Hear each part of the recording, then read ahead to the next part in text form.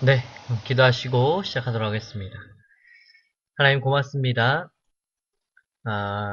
이제 다음 주일도 하나님의 말씀을 우리 아이들에게 잘 전달할 수 있는 저희들 되게 하시고, 저희들에게 나눠주시는 하나님의 말씀을 저희들이 묵상하는 가운데에 성령께서 저희들을 깨닫게 하시고, 아버지의 그 뜻을 저희에게 온전히 알려주시옵소서.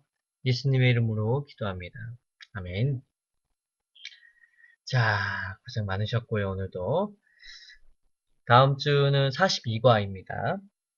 하나님은 누구신가요? 이제 성령님에 대한 어떤 알아감을 다 끝마치고 이제 다시 하나님은 누구신가에 대해 근본적으로 돌아왔습니다.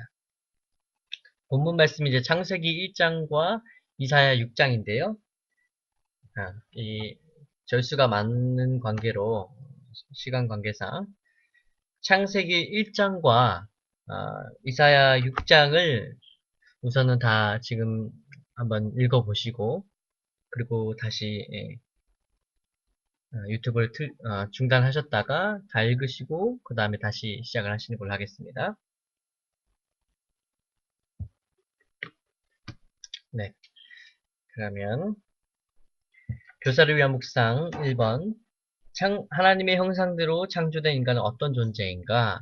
인간은 다른 피조물과 비교해 볼 때 어떻게 다른가? 자, 일단 창세기 1장을 읽으셨기 때문에 대충 아시겠지만 아, 지금 인간은 어떤 존재인가라고 했어요. 인간이 어떤 존재인가. 지금 이제 1장 26절에 또 27절에 보면 하나님이 우리의 형상을 따라서 우리의 모양대로 우리가 사람을 만들고 그들로 바다의 물고기와 하늘의 새와 가축과 온 땅과 땅에 기는 모든 것을 다스리게 하자 하시고 하나님이 자기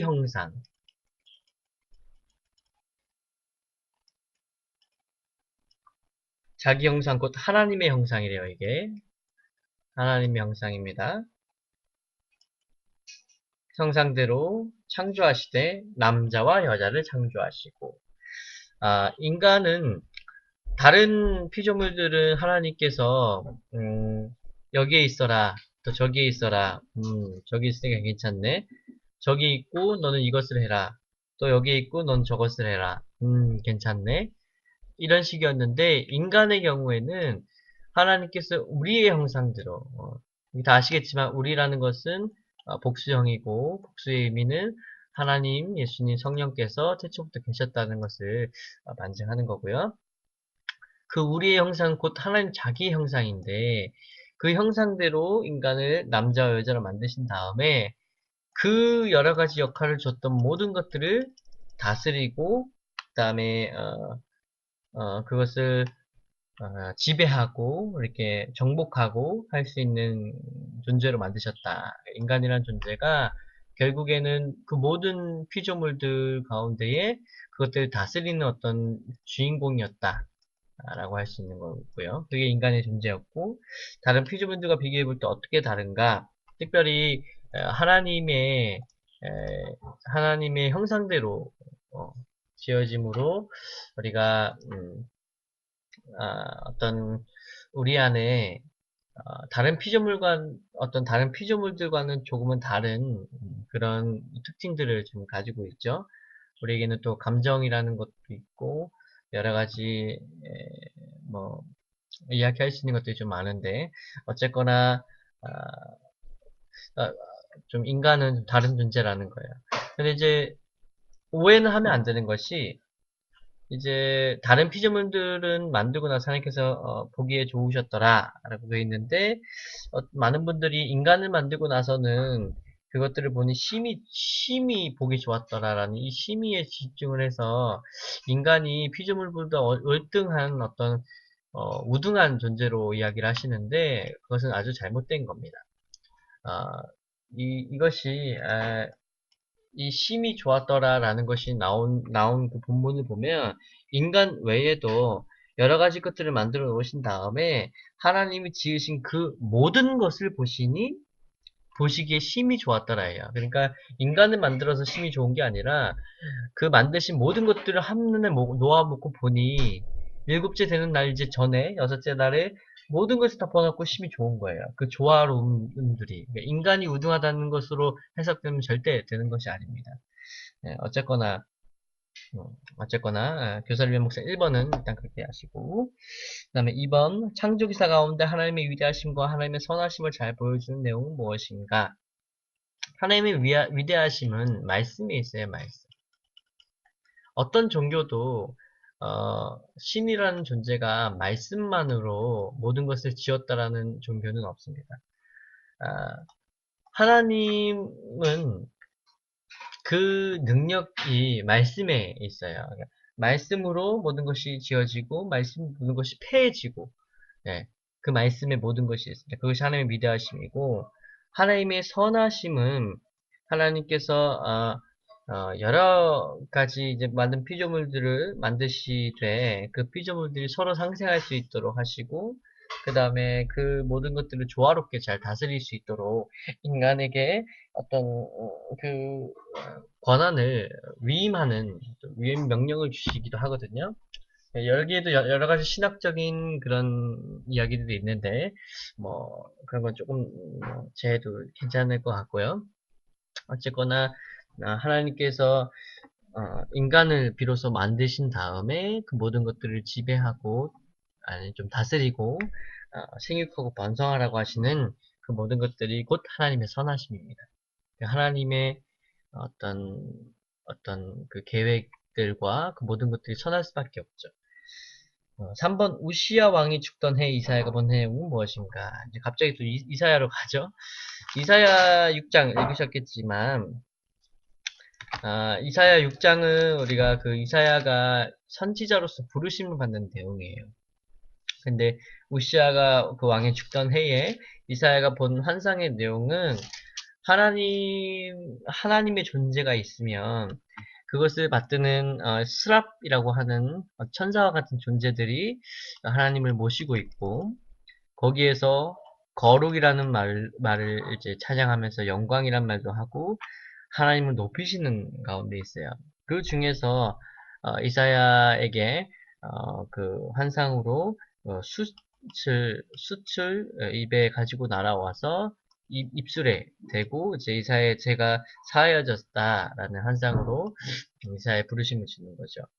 그래서 이 환상의 내용은 그 뒤에 저도 알겠지만 하나님께서 이 백성에게 이르시기를 너희가 듣기는 들어도 깨닫지 못할 것이요 보기는 보아도 알지 못하리라 하여 이 백성의 마음을 둔하게 하며 그들의 귀가 막히고 그들의 눈이 감기게 하라.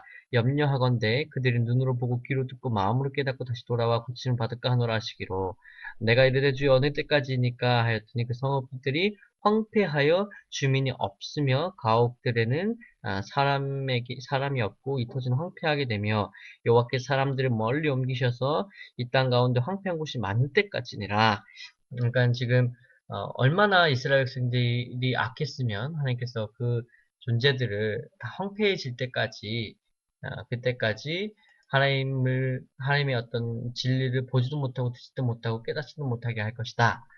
라고 하시는 어떤 그런 내용이에요. 그러니까 선지자로서 이사야를 부르시는 그 환상 가운데에서 선지자로서 그 해야 할 역할을 주시는 거죠. 4번은 어떤 진리가 이사야를 두려움으로 압도해 있는가라는 거죠. 이사야가 그 두려워했던 부분을 우리가 간접적으로 좀 알 수 있는 부분은 6장 6절 그리고 7절인데요. 5, 6, 7이네요. 5, 6, 7이네요. 이스라엘 사람들은 이제 하나님이 아주 위대한 주인이자 신이기 때문에 하나님을 눈으로 직접 보면 죽는다라는 생각을 가지고 있었어요.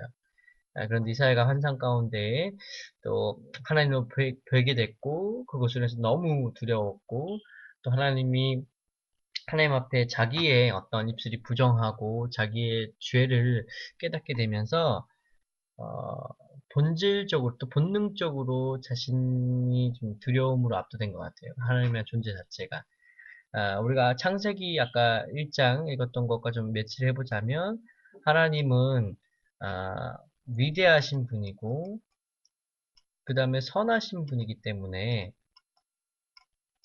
이사야가 두려움에 압도된 부분은 바로 이 본질 자체가 인간으로 하여금 본능적으로 두려움에 있게 하는 거예요. 왜냐하면 인간은 아담과 하와 이후로 죄에 쌓인 존재이기 때문에 죄는 선하심과 그 하나님의 선하심과 그 위대하심에 본능적으로 두려움으로 반응하게 되어 있습니다. 예, 아주 그런 부분들로 하나님의 선하심을 다시 한번 알 수 있는 대목이겠죠.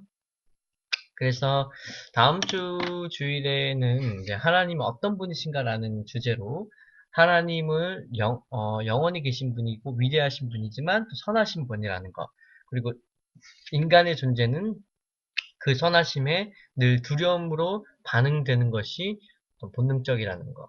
그리고 우리가 이사야처럼 하나님 앞에 섰을 때 그 본능적으로 죄를 깨달았으면 그것을 내려놓고 하나님께 죄를 회개하고 하나님의 인도하심에 따라갈 수 있는 존재가 되어야 된다는 것.